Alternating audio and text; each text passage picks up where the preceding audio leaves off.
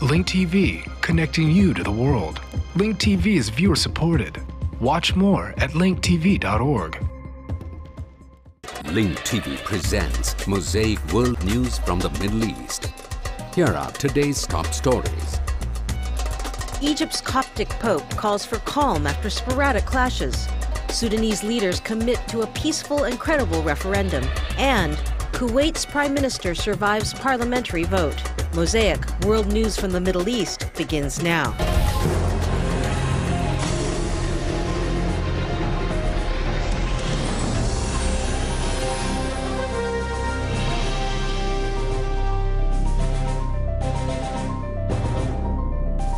The Prime Minister of Kuwait, Nasser al-Mohammed al-Sabah, narrowly survived a no-confidence vote. 10 opposition representatives filed a no-confidence motion in the parliament after the Prime Minister was questioned in the inquiry last week about the incident of police beating opposition representatives.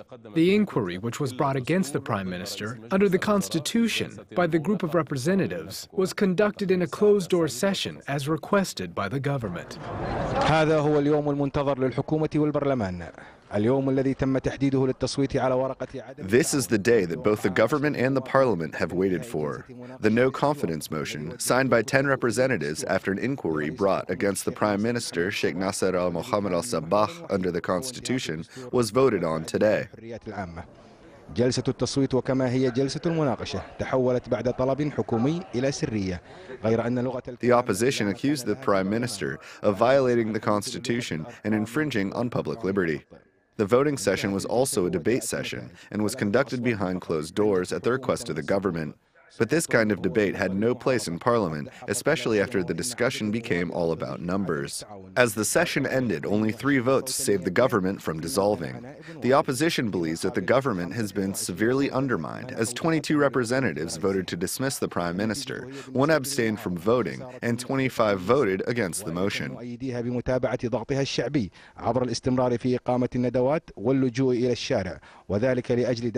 The opposition considered this result a defeat with a taste of victory, and vowed to continue exerting public pressure through forums and taking to the streets in order to push the government to resign. This means the dispute is unresolved and is still dominating the situation in Kuwait. The government, having managed to survive the inquiry, during which tensions rose among supporters from both sides, asked to turn the page and play by the democratic rule in which the minority bends to the majority. Some political observers believe that the crisis in Kuwait has only begun and will not end with this vote, which saved the government by only a few votes, considering that the opposition does not want to cooperate with the government and the Prime Minister. The anticipation in these developments may create more tension on the Kuwaiti political scene, especially when parliamentary sources confirm that they will organize a public protest on the 2nd day of every month to commemorate the incident on December 2nd. During the incident, some members of parliament and citizens were beaten by security men. والسؤال الكبير الذي يطرحه الكثير من المراقبين هل يمكن اعتبار نتيجة التصويت نصرا حكوميا؟ Many observers are asking the question, can this vote be considered a victory for the government that the opposition should accept? Or would the objection of more than 45% of parliament members to cooperate with the Prime Minister suffice to pressure him to resign? The question remains unanswered, and the political scene in Kuwait is still unresolved. والموقف غير واضح.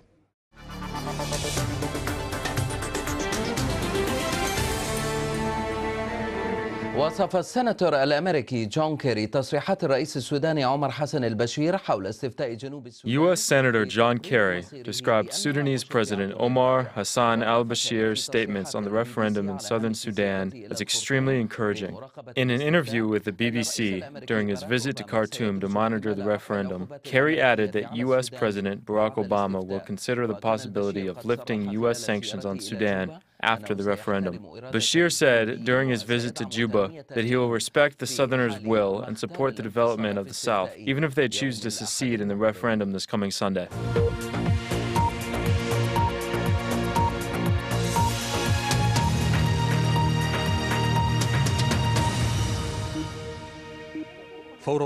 Immediately after Sudanese President Omar al-Bashir arrived in southern Sudan's capital city of Juba, he held a closed-door meeting with his deputy, head of the regional government, Salva Kiir Mayardit.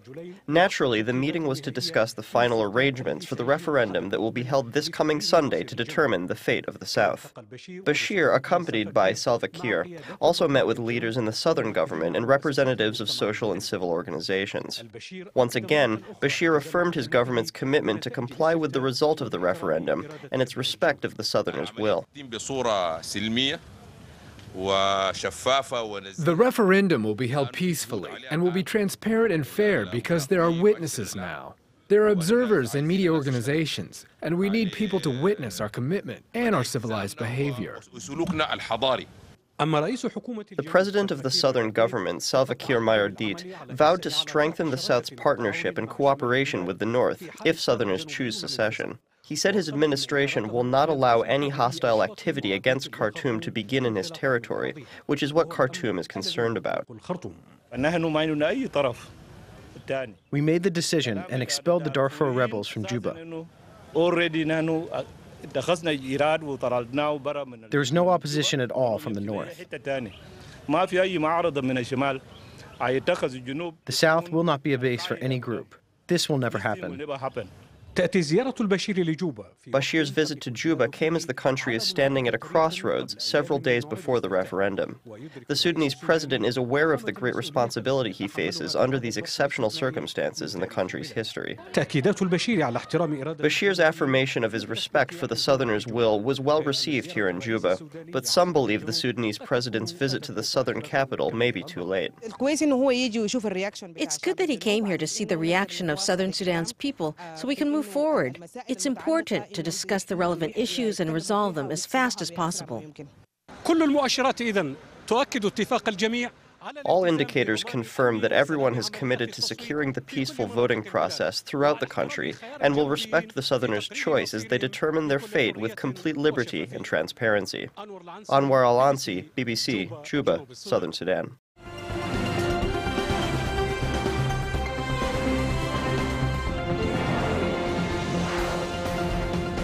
Thousands of Pakistanis have attended the funeral of Punjab Governor Salman Taseer. Well, this amid tight security in Lahore and the entire Punjab following Pakistan's most high-profile assassination in 3 years. Now, Taseer was shot dead by his own guard in the capital of Islamabad. Police have charged the commando with murder and terrorism. Lawyers say that the man will appear in an anti-terrorism court on Thursday. The body of the assassinated governor was flown to Lahore for a state funeral ordered by Prime Minister Yusuf Reza Gilani. The Prime Minister has also announced 3 days of national mourning. Taseer was a high-profile member of the ruling Pakistan People's Party. Some party members say the assassination was aimed at weakening the coalition government. Opposition leader Nawaz Sharif has given the Prime Minister 72 hours after the mourning period to agree to a series of reforms or face collapse.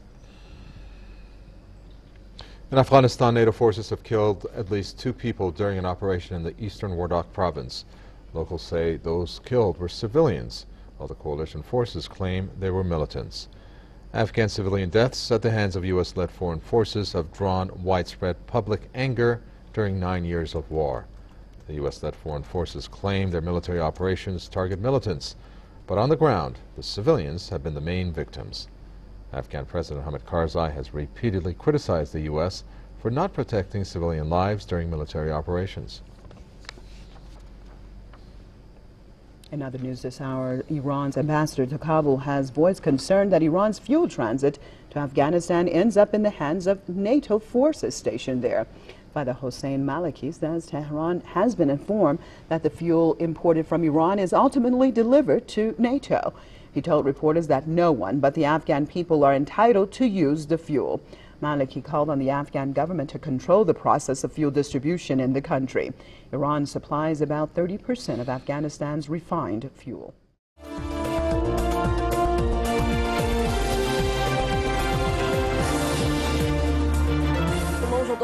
A wave of Coptic demonstrations swept across the streets of Cairo and a number of Egyptian provinces. Our correspondent Ahmed Al-Kilani reports from Cairo. موجة الغضب القبطي العارم لا تهدأ. Not only does the overwhelming Coptic anger persist, it also escalates at times. At night, demonstrations condemning the Alexandria attack sweep across the streets of Cairo in a number of provinces. Some of these demonstrations have witnessed clashes with security forces that have led to injuries on both sides. Those who kill people and cut them to pieces do not know God at all. Civility! Civility! No to police and religious interference. The Egyptian church fears a gradual loss of its ability to maintain control over its followers, especially after demonstrators ignored Pope Shenouda III's call on Copts for calm.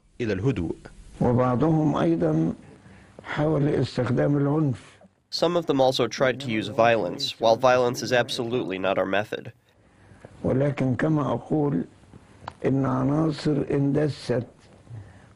As I've said, some elements are talking in the name of Copts, but they have nothing to do with Copts and their values and methods.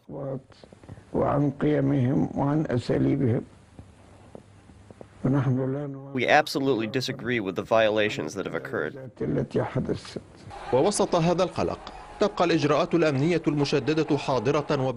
the midst of this fear, heightened security measures remain around churches ahead of Coptic Christmas celebrations. Meanwhile, investigators are rushing to uncover the mysterious circumstances of the attack. Security authorities are currently trying to reconstruct the face and identity of the severed head, which has East Asian features and was found in the scene. In addition, they are investigating a foreign-owned car that was blown up in the explosion in front of the church and are looking for a suspect who hinted at the possibility of an explosion on Facebook just a few hours before it took place.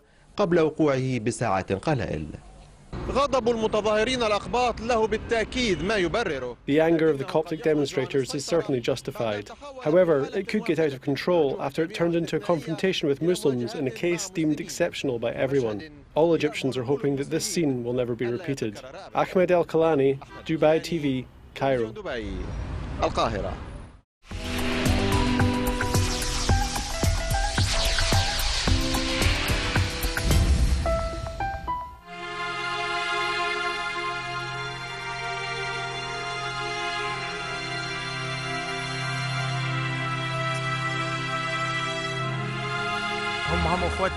They are our brothers, and we condemn all acts perpetrated against Christians or any other sect.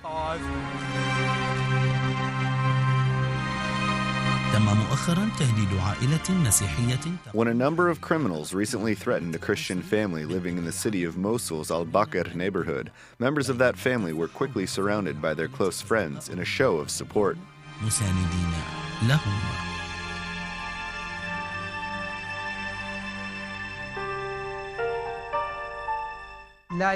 Our brothers, the Christians, won't be protected, and security won't be restored in the country without action by the citizens.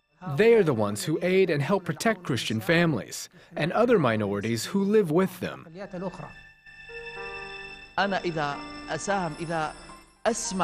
If I hear or see a specific incident and inform security forces, then, of course, I would have contributed to the safety of this region.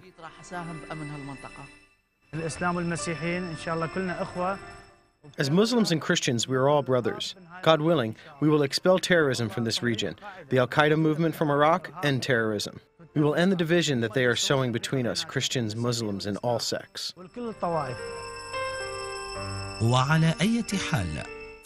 In any case, this test generated different reactions than those intended by the terrorists.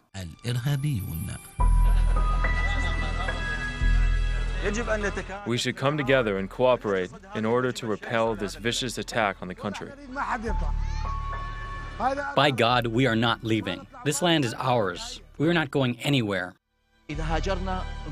If we immigrate, then we will have achieved the ambitions of the enemy, because this is what the enemy is seeking. Citizenship is for all, and this homeland belongs to everyone.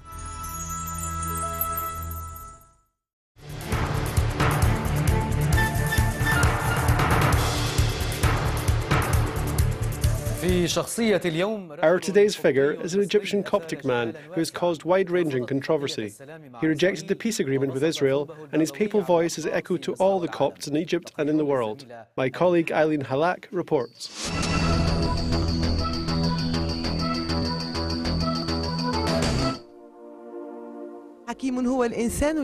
Wise is the man who considers the repercussions before he says any word or takes any stance. Ignorant are those who do not consider the cost of their reactions. Pope Shenouda III, the head of the Coptic Church and the Patriarch of Copts in Egypt and the world, said these words and abided by them throughout his church career. He is a man who often finds himself caught between two opposing groups of people.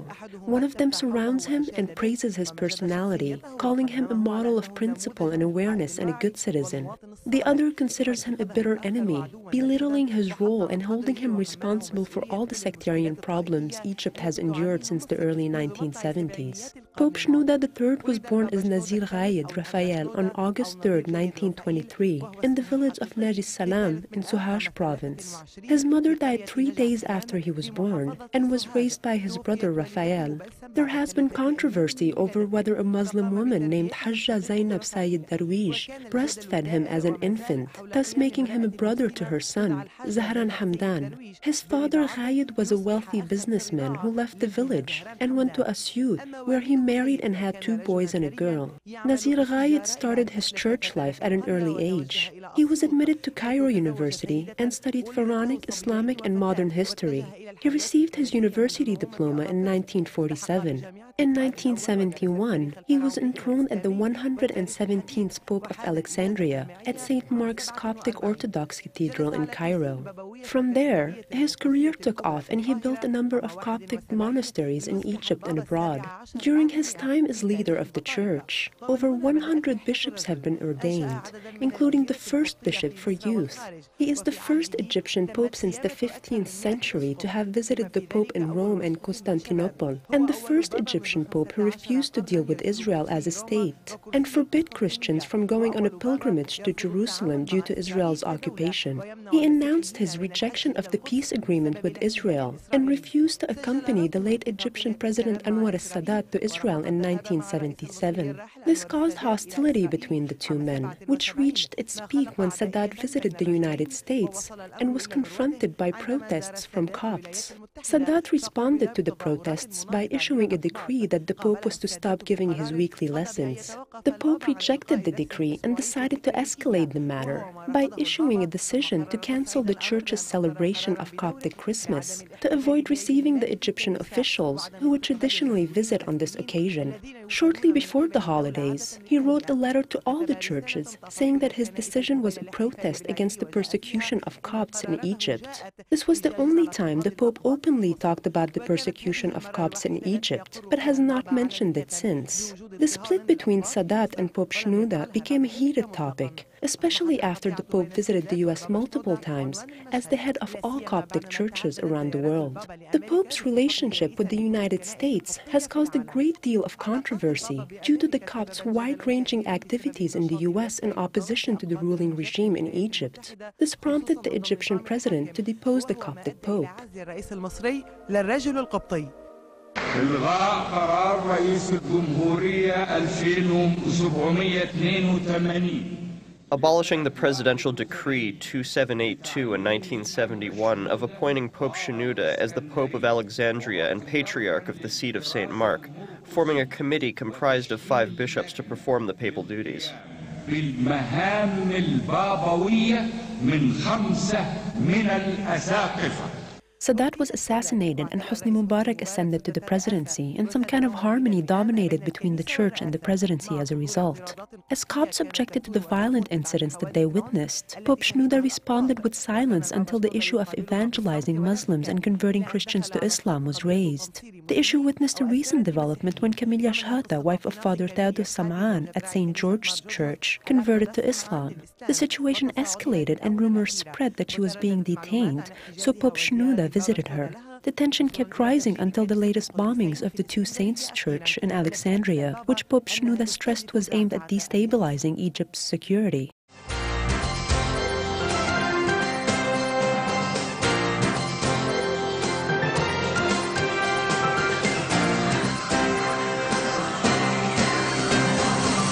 Here at home, the Knesset's Immigration, Absorption and Public Diplomacy Committee yesterday addressed the question of Israel's response to the possibility of a unilateral Palestinian declaration of statehood.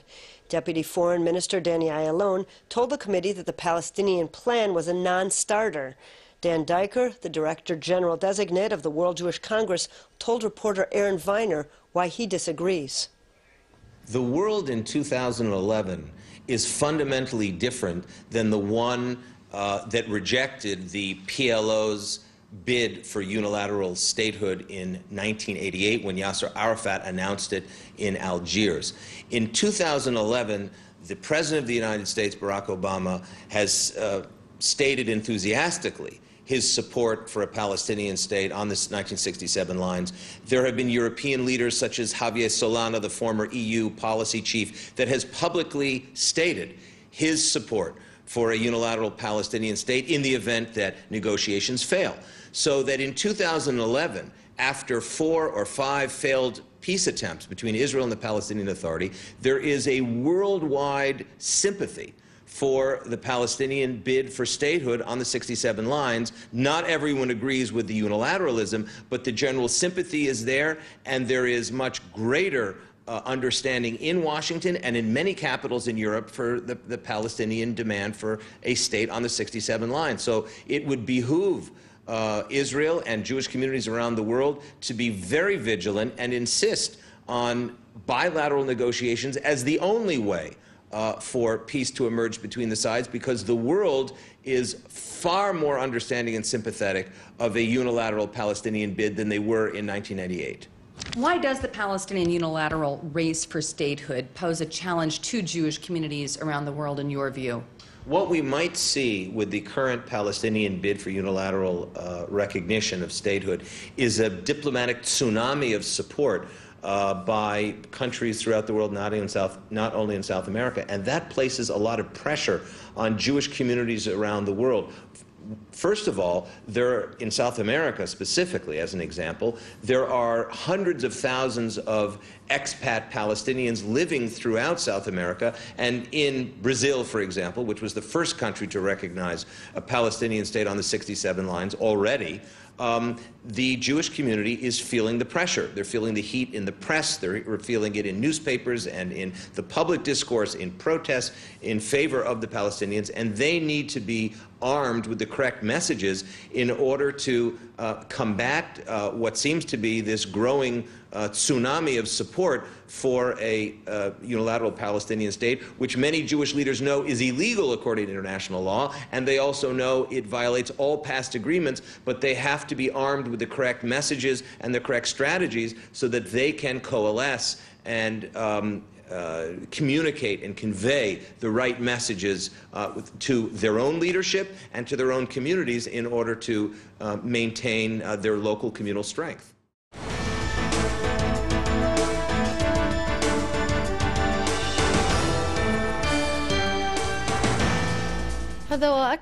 Palestinian Prime Minister of the Gaza government, Ismail Haniyeh, said that the Palestinian nation continues to cling to its unequivocal rights and principles. Haniyeh further said that the Israeli occupation, through its acts of siege and aggression, failed to break the will of the Palestinian people.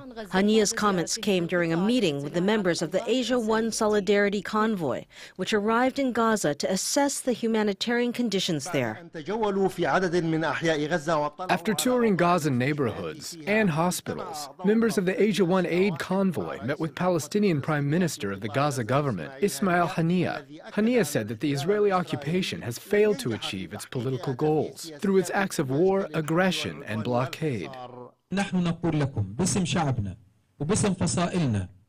In the name of our nation, in the name of our factions, in the name of every Palestinian woman, child, youth, and man, we tell you that our willpower and resolve are strong.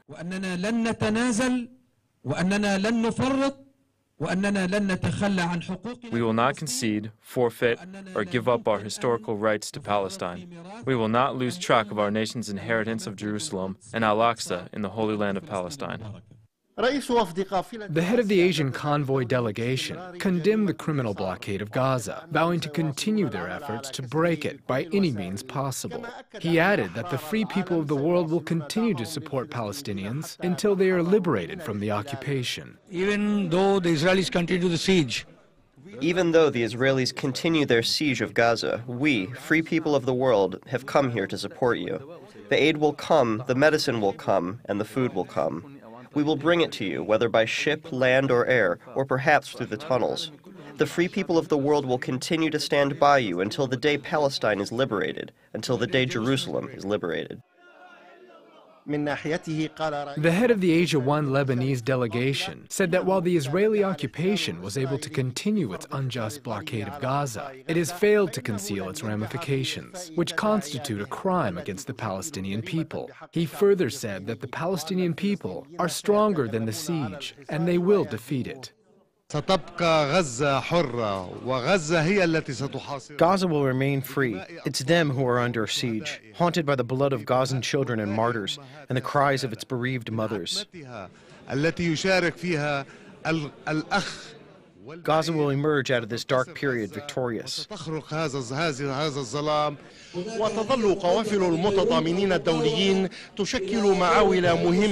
International solidarity convoys will remain an important tool for breaking the siege of Gaza as they continue to draw the world's attention to the Palestinian cause and suffering due to the unjust practices of the Israeli occupation. Mustafa Abdul Hadi, Al-Alam, Gaza, Palestine. The views expressed on Mosaic are from contributing broadcasters, not Link TV or its sponsors. The production of Mosaic is made possible by grants from the John D. and Catherine T. MacArthur Foundation, the Firedoll Foundation, and by support of viewers like you. Thank you. Watch Mosaic World News online. Stay up to date with breaking news, read our blog, get transcripts of past shows, and more at linktv.org/mosaic.